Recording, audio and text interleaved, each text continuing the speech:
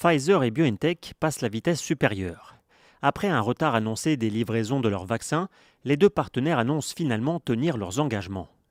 Puis accélérer au deuxième semestre, avec jusqu'à 75 millions de doses supplémentaires livrées. Au total, 600 millions de doses ont été commandées par Bruxelles. L'allemand BioNTech et le géant américain Pfizer, à l'origine du premier vaccin autorisé par l'Agence européenne du médicament, comptent sur leur usine allemande et belge pour accélérer la cadence. Mais l'approvisionnement en vaccins restera compliqué en février et mars. La pression européenne sur les laboratoires pharmaceutiques continue de peser.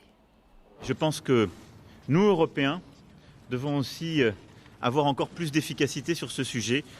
Face au retard des livraisons de vaccins, Bruxelles est sous le feu des critiques, accusée notamment d'avoir négocié trop tard avec les laboratoires. Mais la chancelière allemande Angela Merkel défend la stratégie européenne. Pour elle, il fallait s'assurer de la fiabilité des vaccins pour gagner la confiance des citoyens. Ce fut plus lent sur certains points, c'est vrai, mais il y a aussi de bonnes raisons que ce soit plus lent.